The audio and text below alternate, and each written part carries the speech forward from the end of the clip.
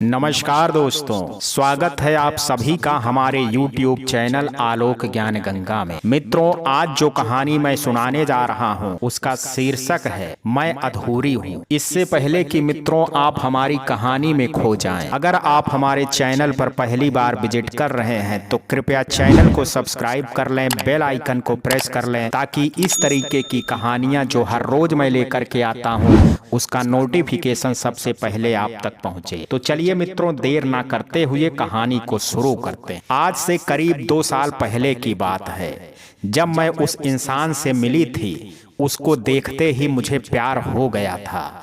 वो शख्स था ही इतना प्यारा, समझ नहीं आ रहा था कि उससे बात की शुरुआत कैसे करूं। आज मेरी जॉब लगी थी। हमारे मैनेजर साहब मुझे सबसे मिलवा रहे थे। जैसे ही उस इंसान पर नजर पड़ी, मैं कुछ भी बोलने की हालत में ना रही। उसने खुद ही अपना नाम बताया और हाथ मेरी तरफ बढ़ा दिया। मैं उसका हाथ पकड़े ही रही। सब जा चुके थे। उस केबिन में मैं और वो शख्स था। मैं इतनी खो गई कि उसका हाथ ही ना छोड़ा। अरे सॉरी दोस्तों, मैं आपको उसका नाम बताना ही भूल गई। ऋषभ नाम था उसका। जैसा नाम उससे ज्यादा हैंडसम। जो भी देखे उसको एक नजर बस देखता ही रहे। 2 बज गए थे, तभी लैंडलाइन पर किसी की कॉल आई। उधर शायद ऋषभ थे। बोला आ जाओ नीचे, कैंटीन में सभी लोग लंच करने जा रहे हैं। मैं जल्दी से अपने केबिन के बाहर आई। शायद सभी लोग जा चुके थे कैंटीन। वहां ऋषभ और मैनेजर थे। मैं उन दोनों के साथ नीचे चली गई। सभी ने लंच किया। वहां कुछ और भी एम्प्लॉइज थे, शायद उन्होंने भी न्यू ज्वाइनिंग किया था। मैनेजर ने सबको मिलवाया और कहा हम लोगों का काम मार्केटिंग का है, इसलिए सभी लोग आपस में बात करते रहेंगे। आप लोग एक दूसरे को अच्छे से जान लें। नंबर आपस में ले सकते हैं ताकि आगे किसी तरह की कोई भी दिक्कत होने पर एक दूसरे को हेल्प कर सकें। सभी लोगों ने आपस में अच्छे से बात की और नंबर भी एक दूसरे से शेयर कर लिया। इसी बहाने मुझे ऋषभ का नंबर मिल गया था। सभी के पास एंड्रॉइड मोबाइल थे। मेरे पास छोटा सा कीपैड वाला मोबाइल था। मुझे आज तक कभी ऐसा काम ही नहीं पड़ा जो एंड्रॉइड मोबाइल लूं, या फिर यूं कहिए कि इतने पैसे नहीं थे कि फालतू खर्चा करती। माँ की जिद से ये छोटा मोबाइल लिया था, क्योंकि मुझे कभी घर आते देर हो जाती थी तो माँ परेशान हो जाती थी। हमारे घर के पास में ही एक किराने की दुकान थी। वहाँ पर एक फ़ोन रखा था। उसी पर कॉल करके मैं माँ को लेट आने की खबर कर दिया करती थी। अब मुझे भी एंड्रॉइड मोबाइल की ज़रूरत थी काम के लिए। सोच रही थी जब मैं न्यू मोबाइल लूँगी तब माँ को ये वाला मोबाइल दे दूँगी। ऑफिस टाइम ख़त्म हो चुका था। मैं घर जाने के लिए ऑटो से चली गई। बहुत खुश थी कि आज जॉब लग गई। माँ भी बहुत खुश होंगी ये सुन करके। मैंने एक दुकान पर ऑटो वाले को रोका, मिठाई ली और घर आ गई। घर आई तो देखा माँ घर के काम में लगी हुई थी। मैंने माँ को आवाज दी और मिठाई का डिब्बा उनके हाथों में दे दिया। माँ ने प्यार से मेरे सर पर हाथ रखा। माँ भी आज बहुत खुश थी। कोचिंग से उमा भी आ गई थी। माँ ने कहा दोनों हाथ मुंह धो लो, फिर कुछ खा लो। हम दोनों बहनों ने जल्दी जल्दी मुंह हाथ धोया।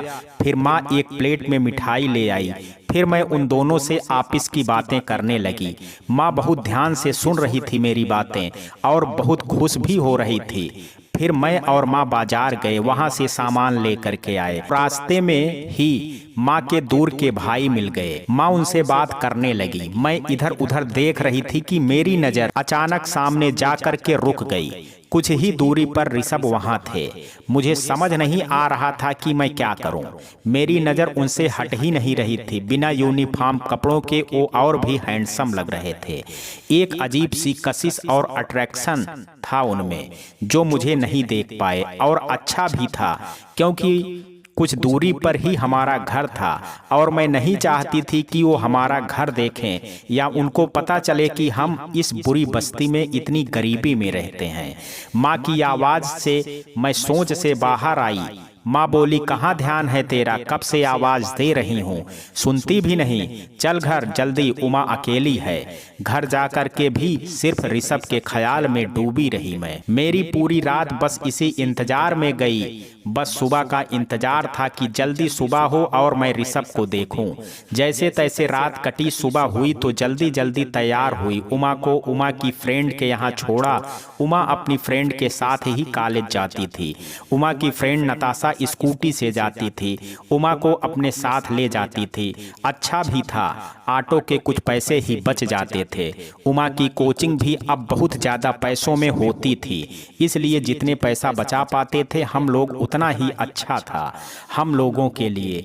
माँ की भी अब नज़र कमज़ोर हो चली थी, कब तक सिलाई करके घर चलाती। अब मैं सब संभाल लूंगी। माँ ने भी बहुत तकलीफें सही हैं।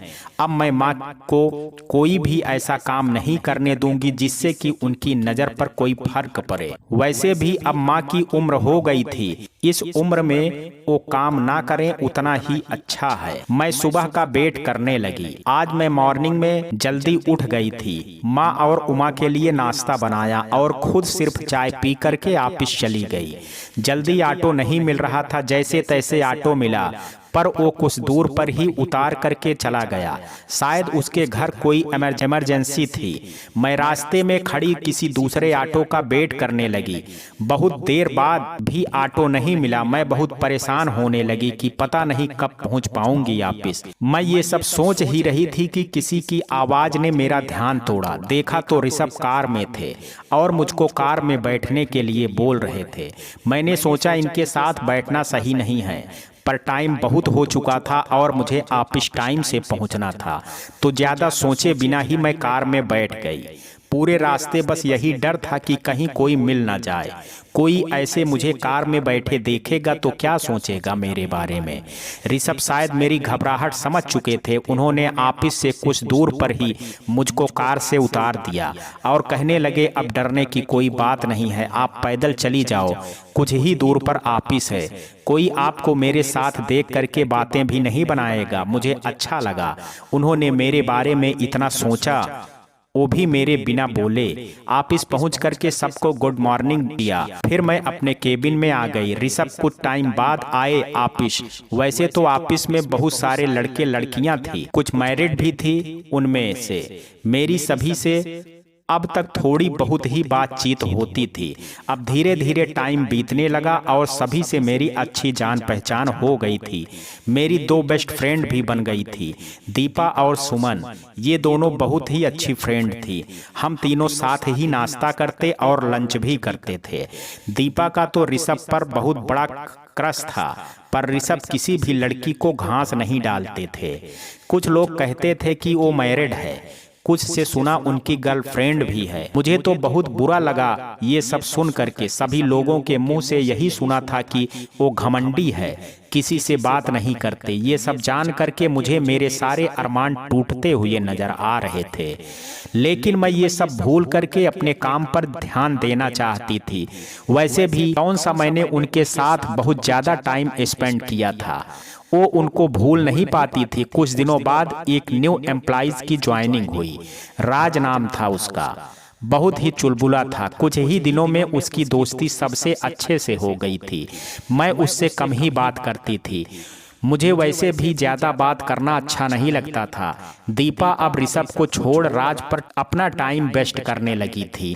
मेरी भी जिंदगी अच्छे से कट रही थी। उस रात ने मेरी जिंदगी ही बदल दी कि इतना बड़ा तूफान आया उस रात के बाद कि मैं सही से सो नहीं पाती। पूरी रात मेरी बेचैनी में ही गुजर जाती थी। न्यू ईयर था, कल रात 12 बजे बाद ही सबके कॉल्स और संदेश आने लगे। मैंने भी सभी को न्यू ईयर विश किया। मैंने ऋषभ को भी टेक्स्ट एसएमएस किया, उनका फौरन ही रिप्लाई आ गया। मैं एसएमएस देख करके बहुत खुश हुई। तभी और एक एसएमएस आया ऋषभ का। उसमें लिखा था, नंदनी तुम व्हाट्सएप यूज करती हो क्या? मैंने तुरंत हाँ लिखा। उन्होंने नंबर मांगा, व्हाट्सएप वाला। मैंने कुछ सोचा फिर नंबर दे दिया।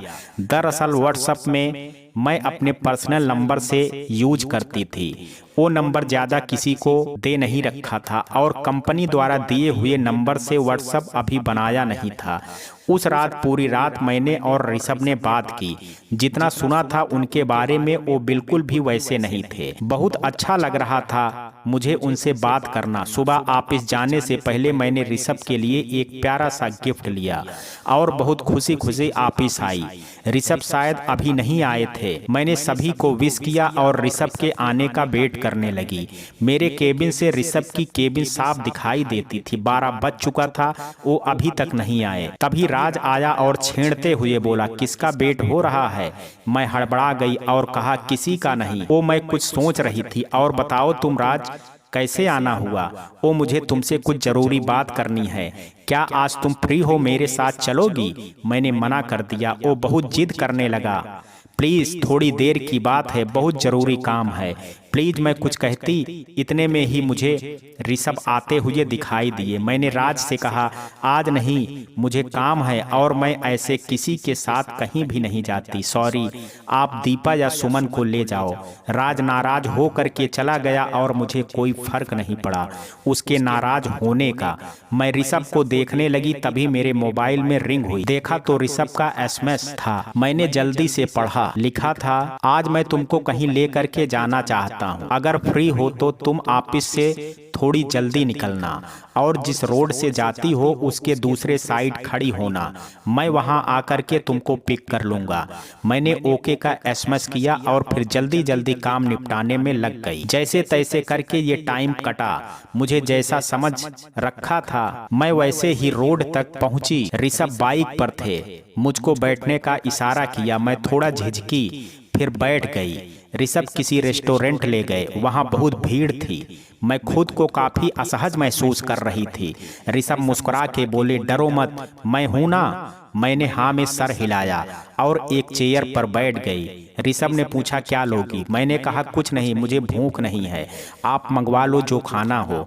ऋषभ हंसते हुए बोले, हम खाना नहीं खाने आए हैं, जो तुम्हारे भूख नहीं है कुछ हल्का सा लेते हैं। मैंने ओके कहा। उन्होंने 2 ऑरेंज जूस और एक चॉकलेट मंगवाई। ऋषभ के सामने मुझे शर्म आ रही थी, कुछ बोल नहीं पा रही थी, पर वो बहुत बोल रहे थे।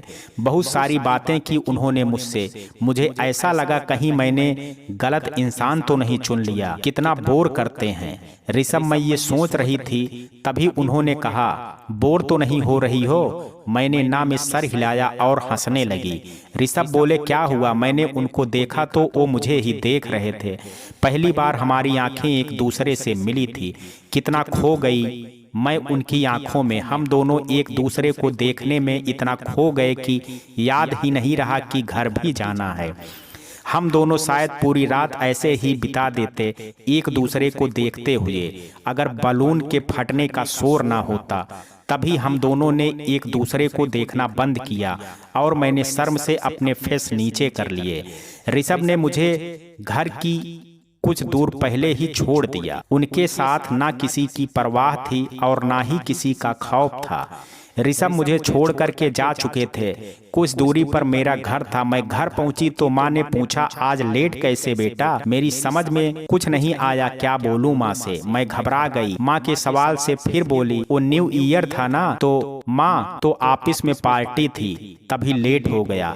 माँ बोली, कॉल करके बता देती। सॉरी माँ, मुझे याद नहीं रहा। माँ बोली, चल कोई नहीं, मुंह हाथ धो ले, खाना खा लो। मैंने ओके कहा और अपने कमरे में चली आई और सोचा, ये पहली बार है जब मैंने माँ से झूठ बोला है। बचपन से आज तक मैंने माँ से ना तो कभी झूठ बोला था, ना कभी कोई बात छुपाई थी। पर आज जो किया मैंने उसका पछतावा भी था। पर क्या करती, आज से पहले उनकी बेटी को प्यार भी तो नहीं हुआ था। और सोचा कि जब सब सही रहा तो मैं माँ को ऋषभ के बारे में सब बता दूंगी। खाना खा करके पूरी रात ऋषभ को ही सोचती रही और पूरी रात हमारी बात हुई। उनसे कॉल तो नहीं कर सकती थी क्योंकि हमारा घर ही इतना छोटा था। एक रूम का घर था। एक नीचे रूम में माँ ने अपने लेटने और किचन का इंतजाम कर रखा था। दूसरी मंजिल पर एक रूम जिसमें हम दोनों बहनें सोते रहते थे और पढ़ाई भी करते थे। उसी रूम में घर का सामान भी रखा हुआ था। नीचे रूम के पास ही एक छोटे से हिस्से में बाथरूम और टॉयलेट बना हुआ था, अटैच। कॉल करती तो छोटी बहन उठ जाती, इसलिए रात भर एसएमएस से ही व्हाट्सएप पे बात हुई। ऋषभ ऑफिस में बिल्कुल अलग होते, एसएमएस में अलग थे। ऑफिस में कोई भी देख करके ये नहीं कह सकता था कि ये बंदा इतनी बात करने वाला है। हमारी बातें और बढ़ने लगी। अब तो जब भी ऑफिस में फिर होते तो कॉल पर बात कर लेते थे। ऋषभ मेरे हर काम पर नजर रखते थे, कहाँ जा रही हूँ, किससे बात कर रही हूँ, सब पता रहता था उनको।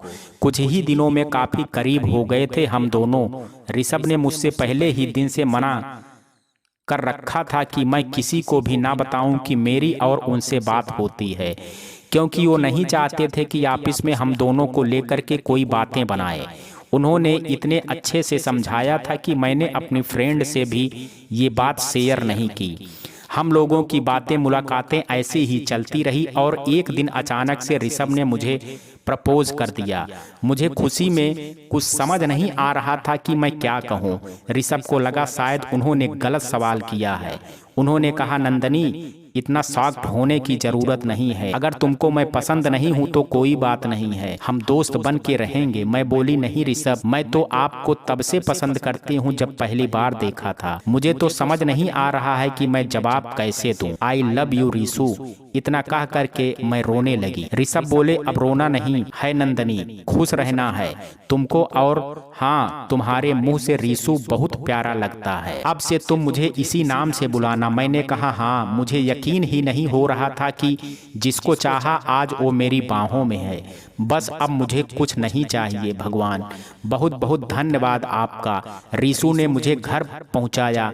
मुझे आज बहुत सुकून की नींद आई। बरसों बाद जैसे कोई परेशानी नहीं, अब सब सही हो जाएगा। फिर मैं सो गई। ऐसे ही हमारा प्यार परवान चढ़ने लगा। मैं बहुत खुश थी कि मुझे मेरा हमसफर मिल गया है। 2 दिन के बाद वैलेंटाइन डे वीक शुरू होने वाला था। वैसे तो इतने साल में न जाने कितने वैलेंटाइन डे चले गए, कोई फर्क नहीं पड़ता था, पर अब की वैलेंटाइन डे का मैं बेसब्री से वेट कर रही थी। इतने सालों बाद तो कोई मिला था जिसे मैं अपना कह सकूं और जिससे मैं अपने दिल की हर बात कह सकूं। 7 फरवरी को ऋषभ ने मुझे रोज की पिक भेजी। मैं एसएमएस देख करके बहुत खुश हुई और अच्छे से पिक गूगल से सर्च करके ऋषु को भेज दी।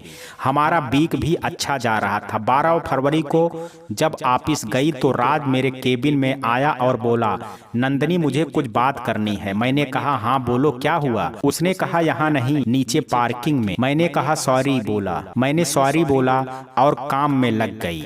मैं पार्किंग में अकेले नहीं जा सकती थी, वहाँ बहुत सुनसान रहती थी, और वैसे भी ऐसी क्या बात करनी थी राज को जो वहाँ करेगा राज। राज ने बोला, नंदनी प्लीज चलो, वहाँ मैंने किसी के लिए सरप्राइज है, तुमको सिर्फ दिखाना है, ठीक है या नहीं? मैंने राज से बोला, तो दीपा के लिए ना? उसने हाँ में सिर हिलाया। मैं दीपा के लिए उसके साथ चली गई। वहाँ कुछ भी नहीं था। मैंने राज से बोला, राज कहाँ है सरप्राइज? राज बोला, मैं हूँ ना। इतना कह करके राज ने मेरा हाथ पकड़ लिया और बोला, मैं तुमसे बहुत प्यार करता हूँ नंदनी, तुम मुझे सही से देखती भी नहीं, क्यों? मेरे प्यार को अपना लो। मैं हाथ छुड़ा करके भागने लगी।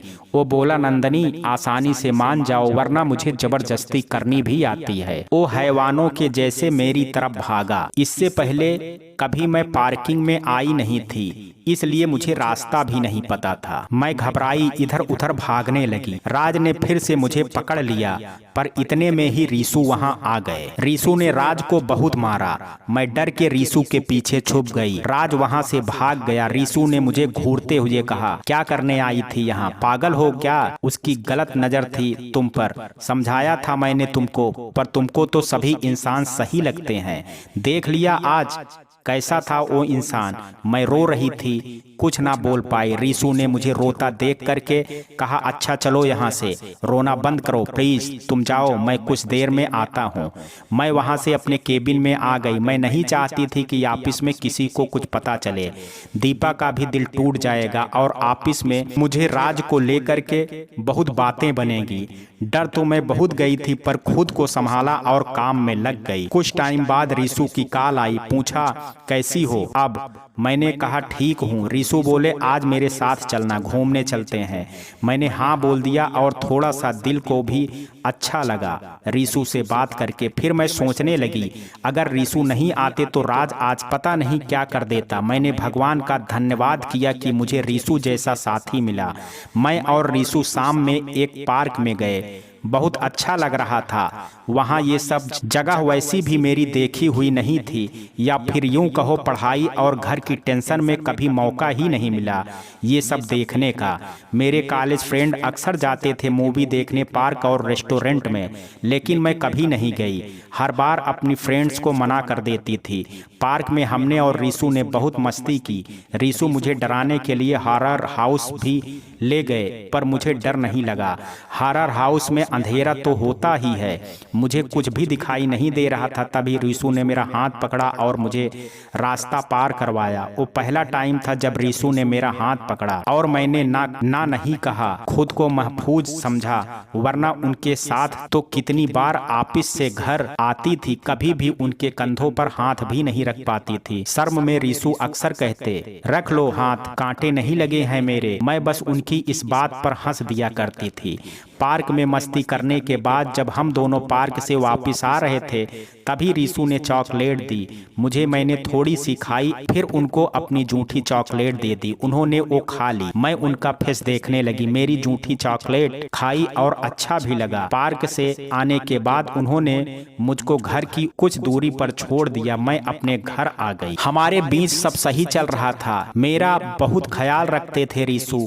एक दिन ऋषभ का एसएमएस आया, नंदनी मुझे तुमको किस करनी है, तुम नीचे पार्किंग में आ जाओ। मैंने मना कर दिया वहां जाने से और सोचने लगी अचानक से क्या हुआ रीसू को। अभी तक ऐसा तो बोला नहीं था, फिर अचानक से ऐसा क्या हुआ। उस दिन रीसू को फिर कोई एसएमएस ना कोई कॉल आई। लंच टाइम में दीपा बताने लगी, राज ने उसको शादी के लिए प्रपोज किया है।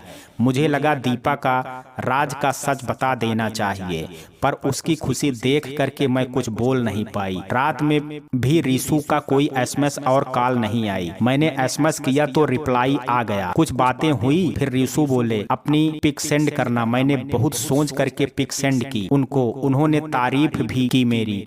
उसके बाद थोड़ी सी बात हुई हम दोनों की, फिर मैं सो गई। सुबह जब ऑफिस गई, राज दीपा के पास ही था। मुझको देख करके दीपा के और करीब आ गया। शायद मुझे चिढ़ाने की कोशिश कर रहा था, लेकिन मैं उसे इग्नोर करते हुए अपने केबिन में आ गई। कुछ देर बाद दीपा आई मेरे केबिन में। बाकी नंदू मेरी जान, राज आज मुझे अपने घर ले जा रहा है, अपने मम्मी और डैड से मिलवाने। वो बहुत खुश हो करके बता रही थी। मैं भी मुस्कुरा दी। फिर मैं अपने काम में लग गई। मेरे सर में अचानक दर्द होने लगा। सोचा कैंटीन जा करके कॉफी पी लेती हूँ। जब मैं वहाँ गई तो राज किसी से कॉल पर बात कर रहा था। बोला आज बहुत खुश हूँ यार, मेरा काम हो जाएगा आज और तू भी जल्दी आना, दोनों लोग मजे करेंगे। दीपा को झूठ बोल दिया है कि मम्मी और डैड से मिलवाने ले जाऊंगा। उसको भी नहीं पता आज क्या होगा उसके साथ। मैं ये सब सुन करके घबरा गई। राज ने मुझको देखा नहीं कि मैंने उसकी सारी बातें सुन ली है, क्योंकि राज की मेरे साइड में पीठ थी। मैं वापस जल्दी से अपने केबिन में आई। मुझे समझ नहीं आ रहा था मैं दीपा को ये सब कैसे बताऊं। वो मुझ पर यकीन करेगी भी या नहीं।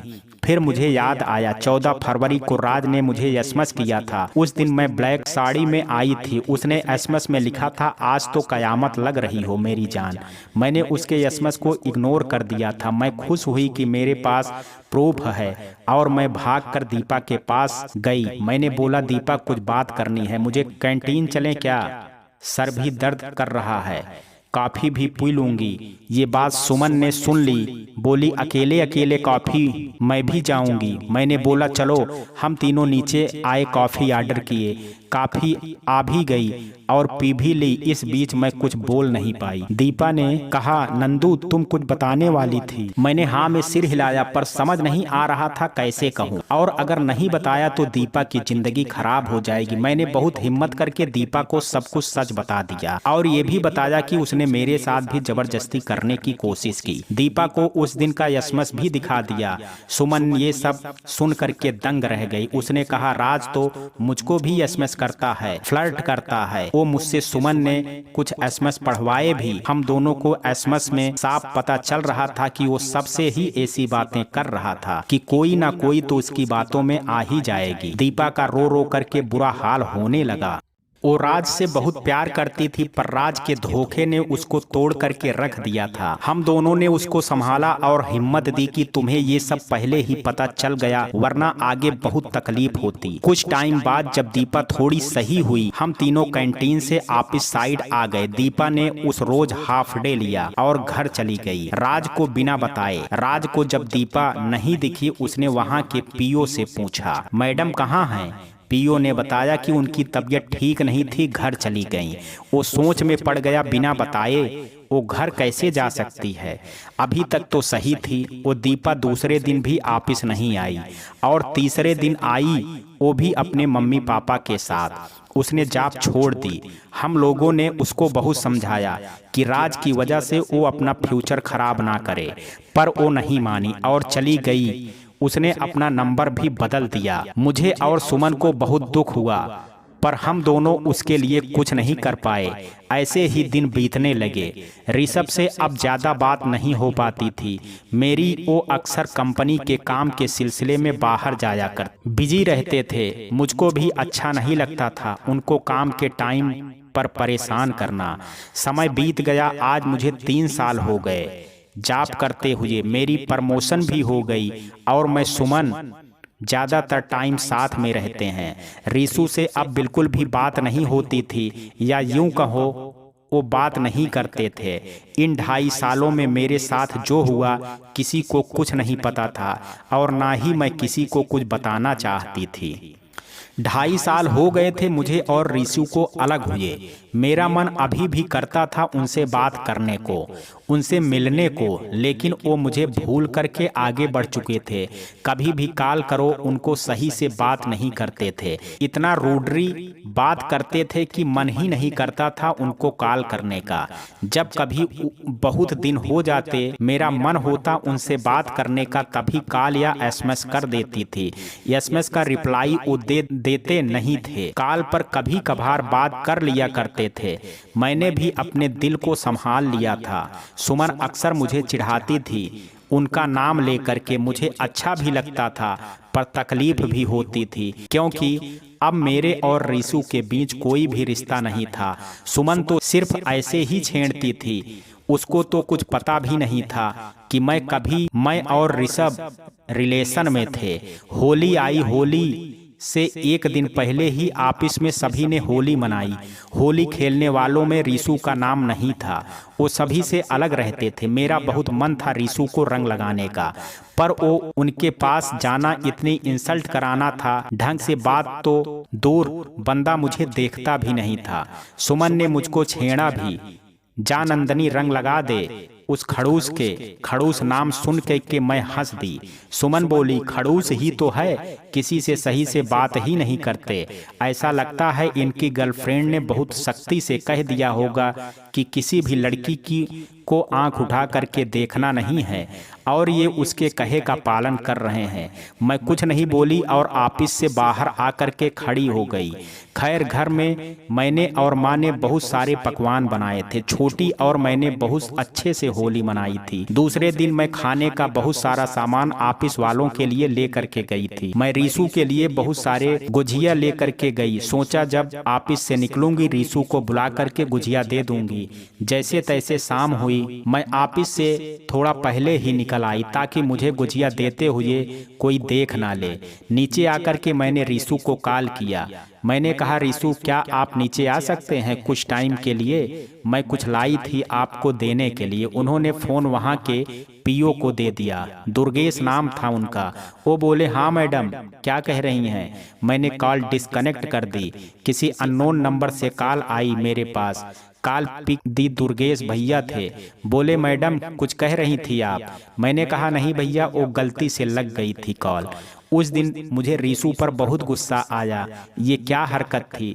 अरे जब बात नहीं करनी थी तो कॉल क्यों पिक की? और फोन भैया को देने का क्या मतलब? अब भैया ने अगर किसी को बता दिया कि नंदनी मैडम ने कॉल की थी ऋषभ सर को, मेरी क्या इमेज रह जाएगी ऑफिस में सबके सामने? और मैनेजर सर को अगर पता चल गया, कहीं मेरी जॉब और मेरी माँ को पता चला, तो ये सब सोच करके मैं घबरा गई। जैसे तैसे मैं घर पहुंची। रात को खाना भी नहीं खाया। पूरी रात बेचैन रही कि कल पता नहीं क्या होगा। ऑफिस जाने का मन भी नहीं कर रहा था, फिर भी जाना तो था ही ऑफिस। जब मैं ऑफिस पहुंची, वहां का माहौल पहले जैसा ही था। मैंने चैन की सांस ली और काम में लग गई। कुछ टाइम बाद मैं केबिन के बाहर आई तो देखा किसी न्यू एम्प्लॉय की ज्वाइनिंग हुई है। एक बॉय और एक गर्ल का। नीता नाम था उसका। बॉय का नाम रामेंद्र था। मैं सुमन को कॉफ़ी के लिए नीचे ले जाने वाली थी कि मैनेजर सर आ गए और उन्होंने हम दोनों को रोक लिया और न्यू एम्प्लॉय से मिलवाया। नीता को रीशु के पास सीखने के लिए बोला और रामेंद्र को सुमन के पास। मेरे पास ऑलरेडी इतना काम रहता था कि किसी को सिखाने के लिए टाइम नहीं था। मैं और सुमन मैनेजर के जाते ही कैंटीन आ गए। कुछ दिन बीते कि नीता और रीशु के अफेयर की चर्चाएं शुरू हो गई। नीता की भी मुझसे और सुमन से अच्छी फ्रेंडशिप हो गई थी, इसलिए वो खुद भी रीशु की बातें हम दोनों से शेयर करती थी।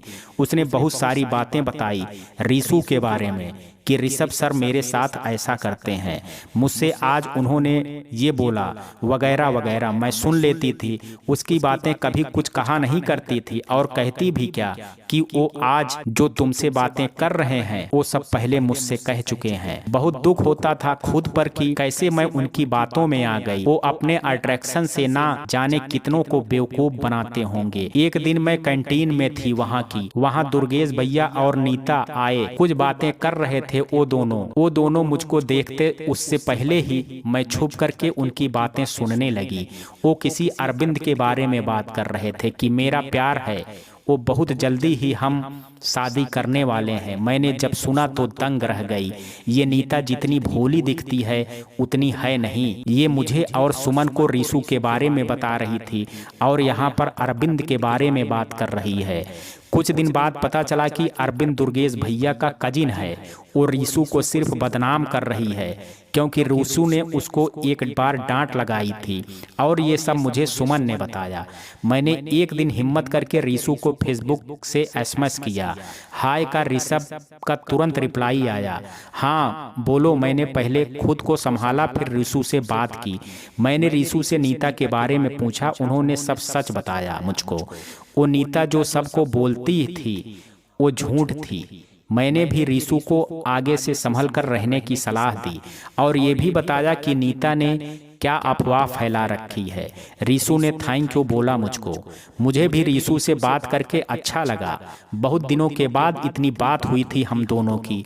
मगर एक सच ये भी था कि बात हम दोनों की नहीं, किसी तीसरे इंसान की हुई थी। एक दिन कैंटीन में मैं और सुमन थे कि तभी सुमन बोली, नंदनी तुम कोई बॉयफ्रेंड क्यों नहीं बनाती? ऋषभ सर को बना लो, कितने अच्छे हैं और वो मुझे लगता है वो भी तुझे लाइन मारते हैं। अक्सर देखा है मैंने, जब तुम बाहर आती जाती हो अपने केबिन से वो तुमको देखते हैं।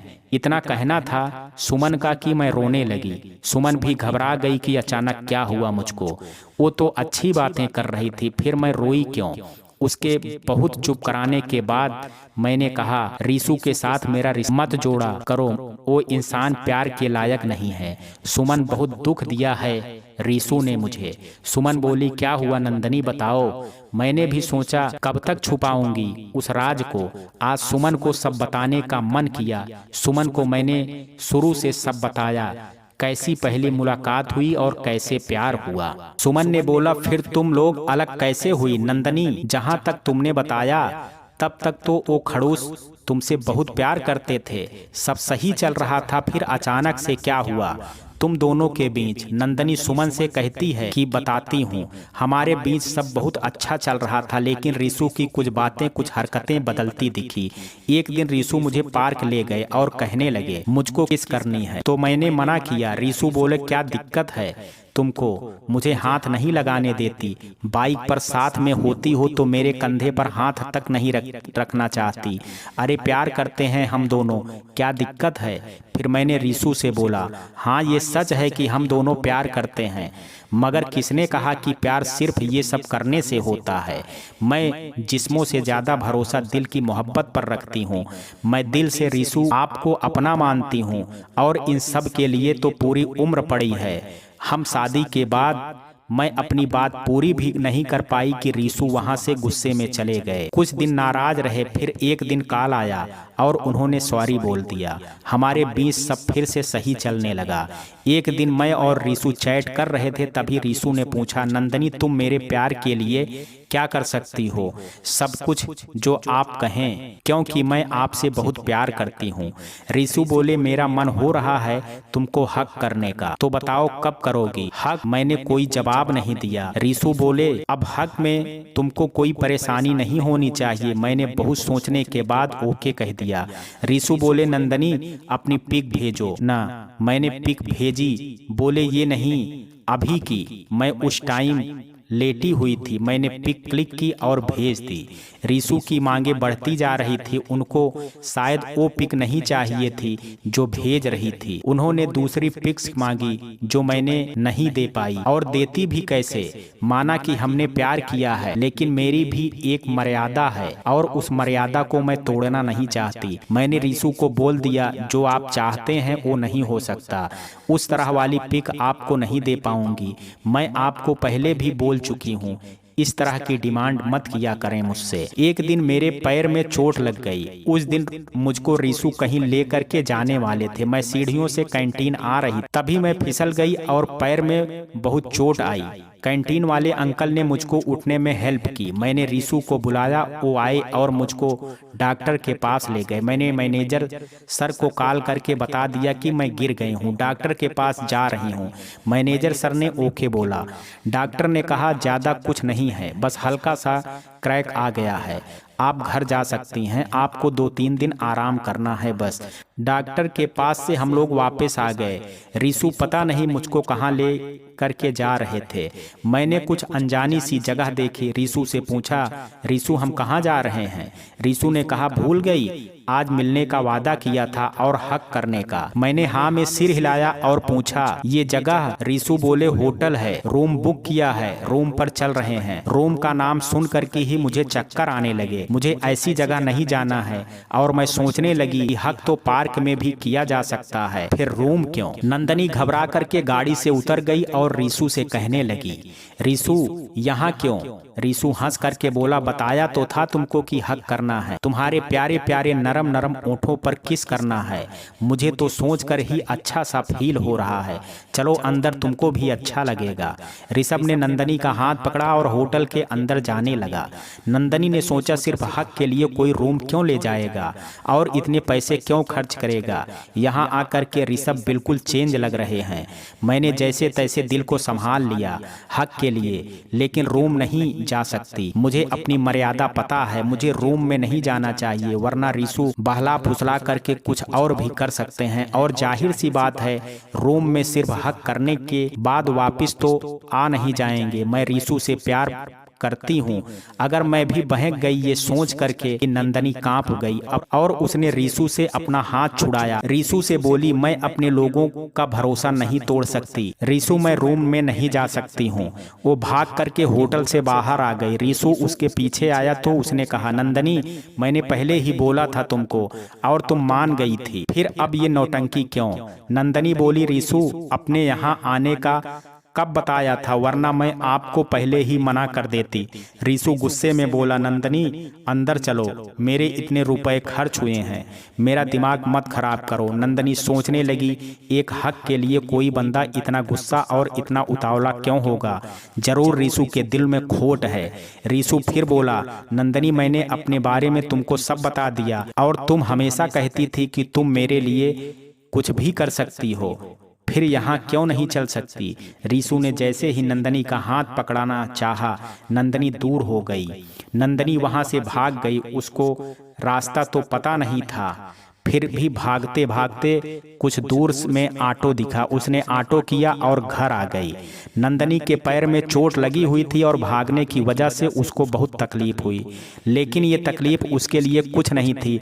अगर आज वो रीशु की बातों में आ जाती तो शायद ऐसा जख्म मिलता जो जिंदगी भर नहीं भरता। जैसे तैसे नंदनी अपने घर पहुंची। नंदनी की ऐसी हालत देख करके उसकी माँ परेशान हो गई। वो सहारा दे करके नंदनी को घर के अंदर ले गई और बहुत सारे सवाल नंदनी से करने लगी।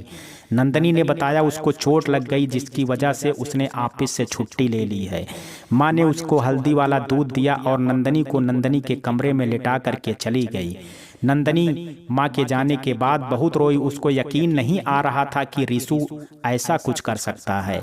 गलती उनकी नहीं, मेरी है, जो मैंने उन पर इतना भरोसा किया। रीशु तो अपनी कमजोरी मुझको बता चुके थे, फिर भी मैं उनके इरादे क्यों नहीं समझ पाई। रीशु ने बताया था मुझको कि उनकी एक कमजोरी है, वो लड़कियों के साथ बहुत जल्द फिजिकल रिलेशन बना लेते हैं।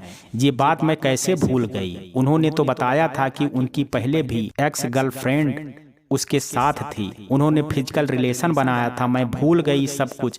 क्यों उनके प्यार में इतना अंधी हो गई, मैं मर क्यों नहीं गई। नंदनी खुद को संभाल नहीं पा रही थी, लेकिन कुछ कर भी नहीं सकती थी, अपना दर्द भी बयान नहीं कर सकती थी। शायद यही उसकी किस्मत थी। नंदनी ने ऑफिस में कुछ दिनों की छुट्टी ले रखी थी। करीब एक सप्ताह बाद वो खुद को संभाल पाई, और संभलना तो था ही। उसको अपनी माँ और बहन के लिए नंदनी नहीं चाहती थी वहां जाए, रीशु उसके सामने आए, लेकिन मजबूरी जो ना करवाए कम है। नंदनी ऑफिस गई, वहां के मैनेजर सर से बात की। सर मैं ये जॉब छोड़ना चाहती हूँ, कुछ पर्सनल काम है। सर ने मना कर दिया। नंदनी तुम जॉब नहीं छोड़ सकती, तुमको याद है तुमने 5 साल का कॉन्ट्रैक्ट साइन किया है, उससे पहले तुम जॉब नहीं छोड़ सकती हो। सॉरी बेटा। नंदनी दुखी मन से अपने केबिन में आती है। ऋषभ को वो इग्नोर करती है, अपने काम में उसने खुद को बिजी कर लिया था। रीशु की कॉल आती ना नंदनी कॉल और एसएमएस करती थी। दिन बीतते गए, कुछ माह बाद अचानक रीशु की कॉल आई नंदनी के पास। नंदनी कॉल पिक नहीं करना चाहती थी, पर फिर भी कॉल पिक की और अनजान बन करके, कौन है? उधर से नंदनी, मैं ऋषभ बात कर रहा हूँ। नंदनी जी बताएं। ऋषभ थोड़ा काम था तुमसे, एक प्रोजेक्ट के बारे में, तुम्हारी हेल्प चाहिए थी, प्लीज मेरे केबिन में आ जाओ। नंदनी कुछ नहीं बोली, उसने अपने कॉल डिस्कनेक्ट कर दिए। फिर कुछ सोच करके उसने रीशु को हाँ हेल्प करूंगी का एसएमएस कर दिया। रीशु की कॉल आई, आओ केबिन में। नंदनी नहीं रीशु, वो आप मुझे मेल कर दो, मैं यहीं से आपकी हेल्प कर देती हूँ। रीशु ने मेल किया। नंदनी ने उसके प्रोजेक्ट को पूरा कर दिया, और कोई कमी थी तो वो पूरी करके रीशु को दोबारा से मेल किया, और एक एसएमएस, आपका काम हो गया है। रीशु ने थैंक्स बोला। फिर ऐसे ही उन लोगों की धीरे धीरे बातें शुरू हो गई। नंदनी को लगा शायद रीशु बदल गए हैं। कुछ दिनों के बाद करवा चौथ था। नंदनी ने रीशु के लिए फास्ट भी रखा था। रीशु को बताया भी कि मैंने आपके लिए फास्ट रखा है। रीशु मुझे ये सब पसंद नहीं है। नंदनी प्लीज मेरे लिए ये सब मत किया करो। रीशु बहुत नाराज हुए थे, पर नंदनी ने उसको मना लिया था। उन दोनों के बीच शायद सब कुछ सही चल रहा था। फिर रीशु नंदनी को इग्नोर करने लगा। उसकी कॉल और एसएमएस का जवाब नहीं देता था। नंदनी जब भी कॉल करती, रीशु कोई ना कोई बहाना बना देता था। नंदनी परेशान मत करो मुझे, मैं बिजी हूँ, अभी तुम अपने काम पर ध्यान दो। उसके हर बार के यही जवाब सुन लेती थी। नंदनी भी सोचने लगी, मैं तो काम पर ध्यान देती हूँ, बोल तो ऐसे रहे हैं जैसे मेरा काम खुद कर रहे हैं। कुछ दिन बाद रिसु ने नंदनी को ब्लॉक कर दिया, व्हाट्सएप कॉल से, सब जगह से। नंदनी परेशान हुई, आखिर क्या हुआ, रिसु को ऐसे क्यों कर रहे हैं। नंदनी ने एक दिन फेसबुक पर एक एसएमएस किया रिसु को। उसका रिप्लाई आया, क्या है बोलो। नंदनी, मुझे कुछ जरूरी बात करनी है, मुझे अनब्लॉक कर दो। रिसु, जो बोलना है इसी पे बोलो। नंदनी ने फिर से कोई एसएमएस नहीं किया। रिसु का एसएमएस किया, बोलो जरूरी बात बोलो। नंदनी के बहुत कहने के बाद भी रिसु ने उसको अनब्लॉक नहीं किया। कुछ दिन बीते, नंदनी बराबर रिसु को कॉल करती रहती थी, उसकी कॉल लगती नहीं थी। लेकिन एक दिन नंदनी की कॉल लग गई। नंदनी ने रिसु से बात की और रोने लगी। बोली, क्यों सता रहे हो मुझे, हर जगह से ब्लॉक कर रखा है, अब तो फेसबुक से भी ब्लॉक कर दिया है। रिसु ने कहा, नंदनी, मुझे तो इमोशनल कर रही हो, मेरा अब तुमसे कोई रिश्ता नहीं है, मुझसे दूर रहो और प्लीज कॉल करके परेशान मत किया करो। कोई काम नहीं है क्या तुम्हारे पास। इतना कह करके रिसु ने कॉल कट कर दी। नंदनी बहुत रोई, खुद को नहीं संभाल पा रही थी। बहुत प्यार करती थी वो रिसु से, लेकिन रिसु को ना उसकी और ना उसके प्यार की कदर थी। कुछ दिन बाद नंदनी ने फिर कॉल किया, नंदनी, रिसु, मैं मर जाऊंगी आपके बिना, प्लीज मेरी मोहब्बत को समझो, मैं नहीं जी सकती आपके बिना।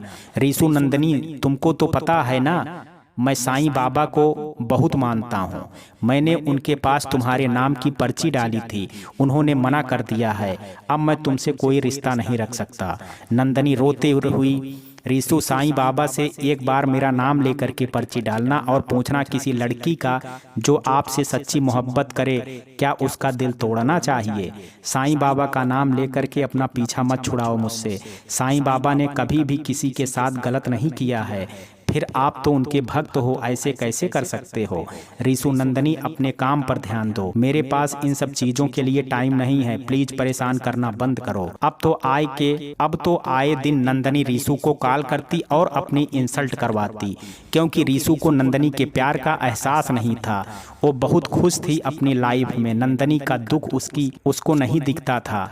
नंदनी ने एक बार देखा रिसु के हाथ में दवाई का पैकेट है, उसने रिसु को टेक्स्ट मैसेज किया, रिसु, क्या हुआ, आपको दवा क्यों लाए हैं, आप ठीक तो हैं ना। रिसु की रिप्लाई, तुमने कहाँ देखा, आपके हाथ में, मेरी नज़र तो हर टाइम आप पर ही रहती है। रिसु का रिप्लाई, नंदनी, अपने काम से काम रखो, मुझ पर नज़र रखने की ज़रूरत नहीं है, मुझे ज़्यादा तंग मत किया करो, वरना मैं मैनेजर से तुम्हारी शिकायत कर दूंगा।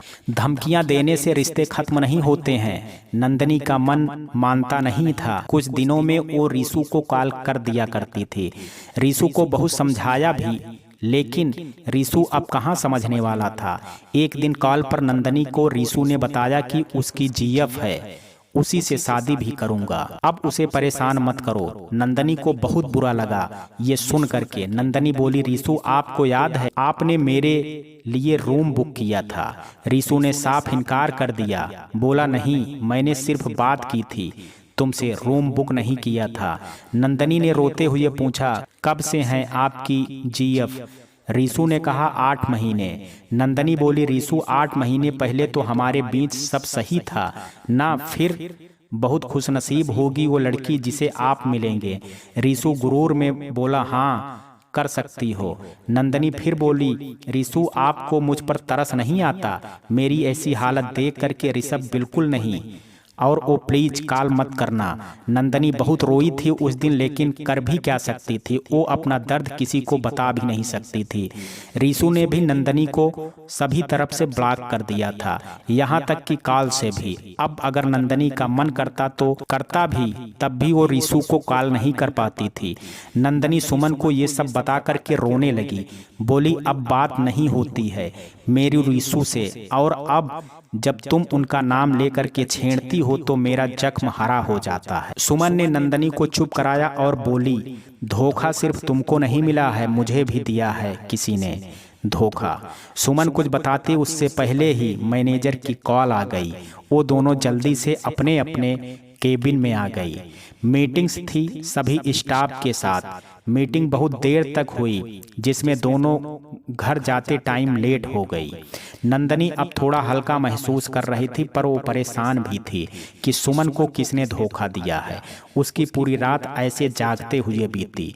नंदनी सुबह ऑफिस के लिए तैयार हो रही थी, तभी उसकी माँ आई और बोली, नंदू आज घर जल्दी आ जाओगी। नंदनी, क्यों माँ, क्या हुआ? माँ बोली, एक लड़के वाले आ रहे हैं। नंदनी गुस्से में, तो माँ आपको बता चुकी हूँ मुझे शादी नहीं करनी है, आप समझो प्लीज, मुझे नहीं करनी है शादी। माँ बोली, मुझे पता है तुमने शादी को मना कर दिया है, मैं तुमको समझा समझा करके थक गई हूँ।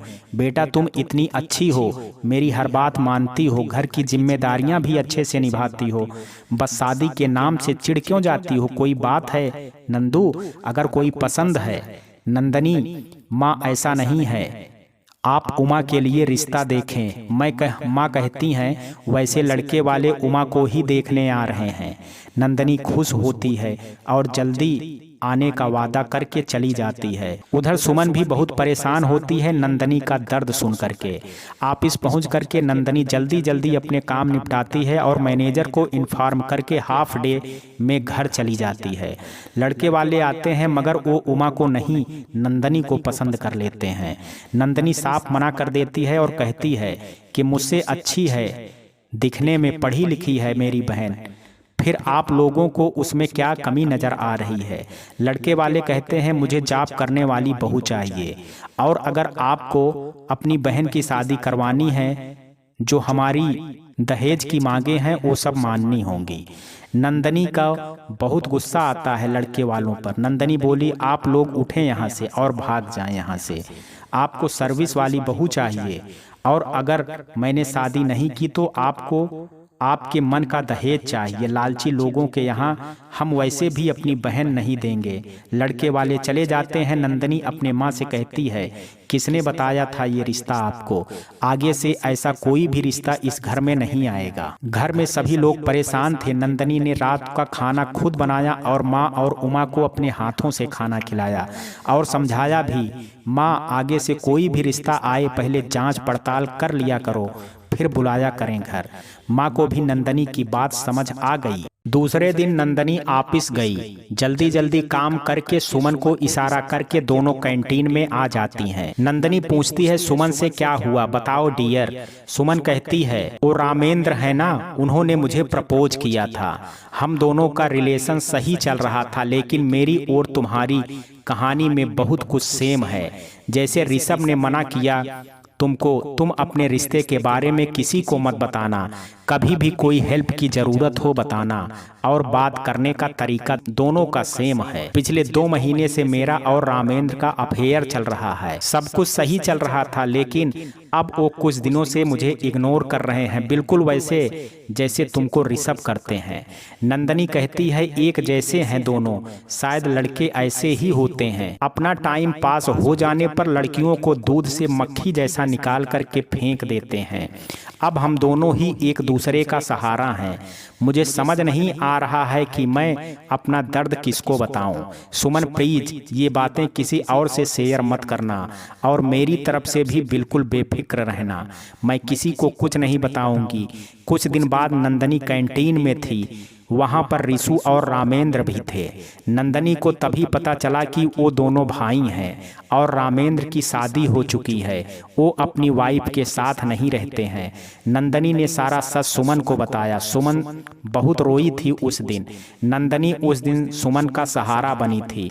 नंदनी सुमन का दर्द समझ सकती थी, क्योंकि वो भी उस दर्द से गुजर रही थी, लेकिन क्या कर सकता है कोई जब किस्मत ही ऐसी हो। कुछ दिन बाद ऋषु का बर्थडे आ रहा था। नंदनी ने बहुत सारी तैयारियां करने की सोच रखी थी, पर ऋषु ने उसको ब्लॉक कर रखा था। वो कैसे बताती अपना प्लान ऋषु से? नंदनी ने अपने दिल की बात सुमन से बोली। सुमन ने कहा, कॉल करनी हो तो मेरे मोबाइल से कर लो, पर नंदनी को अच्छा नहीं लगा, और अगर कॉल कर भी लेती तो ऋषु 1000 सवाल करेंगे। एक दिन नंदनी का कार से एक्सीडेंट हो गया। नंदनी 2 दिन तक ऑफिस नहीं आती है। जब नंदनी ऑफिस आती है तो सभी ऑफिस के लोग उसकी तबीयत पूछने आते हैं, सिवाय रीशु के। नंदनी नीचे कैंटीन जा रही होती है, तभी नीचे से ऊपर रीशु आ रहे होते हैं। रीशु को देख करके नंदनी कहती है, मेरा एक्सीडेंट हो गया और आपने पूछा भी नहीं। रीशु, ओ मुझे पता नहीं था, कहता हुआ अपने केबिन की तरफ आ जाता है। रीशु के बर्थडे वाले दिन नंदनी को समझ नहीं आ रहा था कि वो रीशु को कैसे विश करे। उसने लैंडलाइन नंबर से रीशु को कॉल किया। रीशु, हेलो, कौन? हैप्पी बर्थडे रीशु, इस पर कॉल मत किया करो प्लीज। नंदनी, आपने ब्लॉक कर रखा है मुझे। रीशु, ओके, मैं अभी अनब्लॉक करता हूँ। रीशु ने नंदनी को अनब्लॉक किया और कॉल की। हाँ बोलो। नंदनी ने बर्थडे विश किया और कहा, रीशु मैं कुछ लाई हूँ आपके लिए। रीशु, वो मेरी तरफ से तुम रख लो, मुझे नहीं लेना है। नंदनी, अरे मैं कैसे रख सकती हूँ, आपके लिए इतने मन से लाई हूँ। रीशु, ओके, मैं कुछ करता हूँ। नंदनी, प्लीज। रीशु, जल्दी बताना, मुझे आज घर थोड़ा जल्दी जाना है, आज कुछ लोग देखने आ रहे हैं उमा को। रीशु, ओके, बता देता हूँ। नंदनी वेट करती है पर रीशु की कॉल नहीं आती है। उसको लगता है शायद रीशु अब कॉल नहीं करेंगे। नंदनी अपने घर जाने के लिए अपना सामान पैक करने लगती है, तभी रीशु की कॉल आती है। नंदनी जी बताएं। रीशु नीचे पार्किंग में आ जाती है। मैं कार की लाइट जलाऊंगा, तुम वहीं आ जाना और बोलना मत, आगे वाली सीट पर सामान रख करके चली जाना। नंदनी ने ओके तो कह दिया, पर पार्किंग में वो कैसे जा सकती है? वहां तो नंदनी राज वाला किस्सा याद आने लगता है। नंदनी खुश थी क्योंकि रीशु की कॉल आई थी। वो बहुत खुश हुई। उसने जल्दी से गिफ्ट उठाया और कैंटीन गई, वहां से चॉकलेट ली, फिर पार्किंग गई। वो इधर उधर देखती रही। उसको डर भी लग रहा था कहीं कोई देख ना ले। कुछ टाइम बाद कॉल आई रीशु की। रीशु, नंदनी कहाँ हो तुम? नंदनी, रीशु, मैं तो पार्किंग में हूँ, आप कहाँ हैं? लाइट देखो फिर आ जाओ कार के पास। नंदनी कार की लाइट देख करके कार की तरफ जाती है। वहाँ पिछली सीट पर रीशु बैठा हुआ था। नंदनी का मन किया वो रीशु को हक कर ले। ना जाने आज क्यों रीशु उसको इतने अच्छे लग रहे थे। वो अपनी सोच से बाहर आई और जल्दी से गिफ्ट रख करके आ जाती है। वो केबिन आ करके अपना सामान उठाती है, घर के लिए निकल जाती है। तभी रीशु की कॉल आती है। नंदनी कॉल पिक करती है। रीशु, गिफ्ट बहुत अच्छा है, थैंक यू, पर इस पर हैप्पी बर्थडे रीशु क्यों लिखवाया है? ये मैं घर नहीं ले जा सकता। नंदनी, अरे आप बता देना, आपके फ्रेंड ने दिया है। रीशु, नंदनी कोई भी फ्रेंड मुझे रीशु नहीं बोलता है। रीशु कहता है, नंदनी इस गिफ्ट के लिए तुमने बहुत मेहनत की है। नंदनी जी, क्योंकि आप तो अपनी पिक देते नहीं हैं, आपकी पिक से ये गिफ्ट तैयार करवाया है। रीशु, अच्छा लगा, थैंक यू। नंदनी, मुझे तो तब अच्छा लगता जब मैं आपको हक करके विश करती। मैंने बहुत कुछ प्लान किया था आपके लिए, पर आपने तो ब्लॉक कर रखा था, अनब्लॉक करने का नाम ही नहीं ले रहे थे। रीशु, कोई नहीं। Nandini, okay bye. नंदनी की खुशी का आज तो कोई ठिकाना ही नहीं था। इतना खुश थी वो आज की जैसे वो आज आसमान में हो। नंदनी खुशी खुशी अपने घर गई। घर जाकर के माँ के कामों में हाथ बटाने लगी। नंदनी को खुश देख करके उसकी माँ भी बहुत खुश थी। आज बहुत दिनों बाद अपनी बेटी को इतना खुश देखा था। वो चाहती थी कि पूछ लूं खुश होने की वजह, पर पूछ ना पाई। नंदनी अपनी ही खुशी में मगन काम कर रही थी। सभी मेहमान आ गए थे। उमा का रिश्ता पक्का हो गया था। आज नंदनी को एक साथ दो खुशियां मिली थी। बहुत सुकून से सोई थी रात को। उसको एक आस थी कि शायद रीशु फिर उसकी जिंदगी में वापस आ जाए, पर ख्वाब और आस इतनी जल्दी पूरी कहाँ होते हैं। दूसरे दिन न्यू ईयर था। रीशु को नंदनी ने कॉल किया। दोनों ने अच्छे से बात की। नंदनी ने अपनी खुशी में सुमन को भी शामिल किया। अब वही थी उसकी सुख दुख की साथी। रीशु ने नंदनी को सिर्फ कॉल से अनब्लॉक किया था, फेसबुक और व्हाट्सएप से नहीं। नंदनी को कभी कुछ नहीं कहना होता। नंदनी को कभी कुछ नहीं कहना होता। नंदनी को कभी कुछ भी कहना होता तो मैसेज कर दिया करती थी। रीशु का रिप्लाई बहुत कम आता था। रीशु की वहीं से हरकतें शुरू हो गई थी। जब मन हुआ बात की वरना नंदनी की इंसल्ट करता रहता था। नंदनी कभी कुछ अच्छा बनाती तो उसके लिए ले करके आती थी। रीशु पहले मना करता, बाद में वो नंदनी का लाया हुआ सामान ले लिया करता। नंदनी के बर्थडे पर रीशु ने कोई मैसेज ना कॉल कुछ नहीं किया। बहुत अच्छे से तैयार हो करके नंदनी आई थी। वो चाहती थी कि रीशु उसको देखे और रीशु वापिस नहीं आए थे उस दिन। इंतजार करते करते जब वो थक गई उसने खुद ही कॉल की। उधर रीशु, हाँ बोलो, काम में हूँ, हर टाइम परेशान करती रहती हो, कोई काम नहीं है क्या? नंदनी को जैसे दिल ही टूट गया हो। कितनी खुशी से उसने कॉल की थी और रीशु तो नाराज हो रहे हैं। फिर भी नंदनी बोली, आज मेरा बर्थडे है, आपने विश नहीं किया। रीशु बहुत ही रूड हो करके बोला, मेरे को क्या पता था।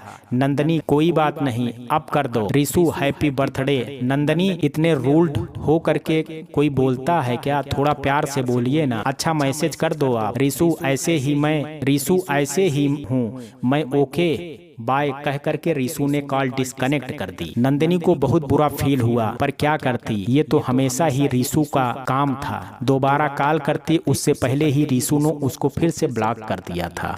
नंदिनी बहुत गुस्से में थी। समझते क्या है खुद को, जब मन होगा तब बात करेंगे वरना नहीं। अब थोड़ा नंदिनी भी उनको अवॉइड करने की कोशिश करती थी, पर हर बार नाकाम रहती थी। वो रीशु को देखने के लिए अपने केबिन से पर्दा हटा दिया करती थी। दिन भर उसको देखती रहती थी। सुमन से एक दिन नंदिनी बोली, क्या सुमन, मैं रीशु को तड़पा सकती हूँ? जब वो मुझे रूम पर ले जाने की बात कर रहे थे, कभी कभी सोचती हूँ कि हजारों लड़कियां हैं जो अपने बॉयफ्रेंड के साथ फिजिकल रिलेशन बनाती हैं। अगर मैं भी रीशु की बात मान लेती तो शायद रीशु आज मेरे साथ होते। लेकिन एक तरफ मन कहता है नहीं, अगर रीशु मुझे यूज करने के बाद इस तरह से अवॉइड करते तब तो मैं जीते जी मर जाती। अच्छा ही हुआ जो उनकी बातों में आकर के नहीं बहकी। मेरे और मेरे घर वालों के पास इज्जत के सिवा है ही क्या? अगर उसको भी लुटा देती तो मैं खुद को कभी माफ नहीं कर पाती। भगवान जो करते हैं अच्छा ही करते हैं, शायद उन्होंने मेरे लिए भी कुछ अच्छा ही सोचा है। सुमन ने भी नंदिनी का हौसला दिया और कहा, तुम रीशु को भूलने की कोशिश करो। नंदिनी बोली, हाँ, जब भी उनको भूलने की कोशिश करती हूँ मुझे वो और भी याद आते हैं। पता नहीं मुझे ऐसा क्यों फील होता है कि मैं उनके बिना सांस भी नहीं ले पाऊंगी। नंदिनी के दिन रात बहुत बुरे गुजरते हैं, लेकिन अब वो अपने हालातों से लड़ना सीख गई थी, या यूं कहो कि वो अपना दर्द किसी को जाहिर नहीं होने देती थी। सुमन ने कहा कि कभी अकेले में मिलो तो उनको हक कर लेना, शायद तुमको कुछ अच्छा फील हो। रीशु नंदिनी को बहुत बार अकेले मिले, कभी भी नंदिनी की हिम्मत नहीं हुई उनसे कुछ कहे। वो तो बस उनको देखती ही रहती, किस तरह से वो अजनबी की तरह गुजर जाते थे। अब नंदिनी रीशु को भूलने की कोशिश कर रही थी। दिन ऐसे ही बीतते गए। एक दिन अचानक से नंदिनी की मम्मी की तबीयत खराब हो गई। वो मैनेजर को मैसेज करके घर से निकलने को हुई, तभी रीशु से टकरा गई। वो जल्दी में थी, उसने रीशु को सही से देखा भी नहीं। नंदिनी अभी घर पहुंच भी नहीं पाई थी कि रीशु का मैसेज आया और फिर कॉल आ गई। नंदिनी ने रीशु को कॉल पिक की। रीशु, हाँ, कहाँ जा रही थी? बहुत जल्दी में थी। नंदिनी, वो माँ की तबीयत ठीक नहीं है, इसलिए डॉक्टर के पास जाना है। नंदिनी, आपने कहाँ देखा? रीशु, तुम मुझसे टकराई भी थी अभी। नंदिनी, ओह सॉरी, मैंने जल्दी में ध्यान नहीं दिया, ओके बाय। नंदिनी को खुशी थी कि रीशु ने उसको अनब्लॉक कर दिया था कॉल और व्हाट्सएप से, लेकिन वो खुशी मना नहीं पाई क्योंकि उसकी माँ की फिक्र थी उस टाइम। वो घर पहुंची, माँ को जल्दी हॉस्पिटल ले गई। डॉक्टर ने बताया डरने वाली कोई बात नहीं है, बस आपकी माँ का बीपी लो हो गया था, अभी वो बिल्कुल ठीक हैं, आप चाहो तो उनको घर ले जा सकती हैं। नंदिनी माँ को घर ले आई। घर पर अच्छे से ध्यान रखा माँ का। रात को माँ ने कहा, नंदिनी तुमसे कुछ बात करनी है। नंदिनी, जी माँ कहें। माँ ने कहा, नंदिनी तुम तो शादी कर नहीं रही हो, मैं अपनी जिंदगी में उमा की शादी देखना चाहती हूँ, क्या तुम इस ख्वाहिश को पूरा कर पाओगी? नंदिनी, आप फिक्र ना करें, आप कल उमा के ससुराल वालों से बात कर लेना, जब आप चाहेंगी शादी तभी होगी। ओह हाँ माँ, आप शादी तो क्या उमा के बच्चों को भी शादी देखोगी, इसलिए आप उल्टी सीधी बातें ना किया करें। आपको मेरी भी उम्र लग जाए मेरी प्यारी माँ। उसने प्यार से अपनी माँ को गले लगा लिया। माँ ने कहा, पर मुझे तुम्हारी भी चिंता होती है, क्या तुम शादी। माँ इतना ही कह पाई कि नंदनी ने उनको बीच में ही रोक दिया और कहा, आप मेरी शादी की चिंता ना किया करो प्लीज माँ, आपको इससे पहले भी समझा चुकी हूँ, मुझे नहीं करनी शादी। नंदनी रात को लेट करके सोचने लगी, माँ को तो समझा दिया उसने, लेकिन वो इस समाज को कैसे समझाएगी कि उसको शादी नहीं करनी है। नंदनी खुद से ही बोली, मेरा भी मन है मेरी भी शादी हो, मेरे बच्चे हों, मेरी भी एक न्यू फैमिली हो, पर रीसू मुझसे शादी करने वाले नहीं हैं और रीसू के बिना मैं किसी और को सोच भी नहीं सकती। मेरे लिए जब भी रिश्ता आता है मना करता है। हाँ बोल दूं, भूल जाऊं सब कुछ, लेकिन इतना आसान नहीं है कुछ भी भूलना। मुझे ऐसा लगता है कि मैंने शादी की तो रीसू के साथ धोखा कर रही हूँ। मैं रीसू को धोखा नहीं दे सकती। यही सब सोचते हुए ना जाने कब सवेरा हुआ। ऑफिस आकर के रीसू की बात नंदनी ने सुमन को बताई। सुमन खुश हुई और बोली, यानी कि बंदा तुमको नोटिस कर रहा है। नंदनी खुशी में, हाँ यार मैं बहुत खुश हूँ। सुमन ने नंदनी को समझाया, नंदनी रीसू से कोई आस मत लगाना, तुम उनको भूल करके आगे बढ़ो, कोई और बॉयफ्रेंड बनाओ, देखना तुम कितनी जल्दी रीसू को भूल जाओगी। नंदनी, पर मुझे उसके अलावा कोई अच्छा ही नहीं लगता। ऐसा नहीं है कि लड़कों का अकाल पड़ा हुआ है, मुझे तो रीसू से भी अच्छे अच्छे लोगों ने प्रपोज किया है, पर मेरे दिल ने कभी भी गवाही नहीं दी रीसू के अलावा किसी और को चाहने की। सुमन तुम पागल हो गई हो। हाँ पहले वो भी यही बोलते थे, तुम पागल हो। नंदनी रोज रीसू को कोई ना कोई मैसेज करती थी, पर रीसू उसके मैसेज को कोई भी रिप्लाई नहीं करता था। आज करीब 7 सालों बाद भी नंदनी की मोहब्बत रीसू के लिए कम नहीं हुई है। वो जब भी कभी कुछ अच्छा बनाती है रीसू के लिए ले करके आती है। रीसू खा लेता है, पर उसकी तारीफ तो दूर की बात, वो उसको थैंक यू भी नहीं बोलता। उमा की शादी कर चुकी है नंदनी। सुमन को भी कोई पसंद आ गया था, उसने भी शादी कर ली और जॉब भी छोड़ दी। नंदनी अभी अधूरी है रीसू के बिना, ना उसने शादी की और ना कोई इरादा है उसका शादी करने का। नंदनी आज भी रातों में उठ करके रोती है और कहती है, रीसू आप बिन मैं अधूरी हूँ। दोस्तों ये कहानी आपको कैसी लगी, आप अपनी राय मुझे कमेंट बॉक्स में जरूर दीजिएगा। वीडियो अगर पसंद आया हो तो वीडियो को लाइक, शेयर और चैनल को सब्सक्राइब करना ना भूलें। कल मिलते हैं एक नई कहानी के साथ, तब तक के लिए जय हिंद, जय भारत।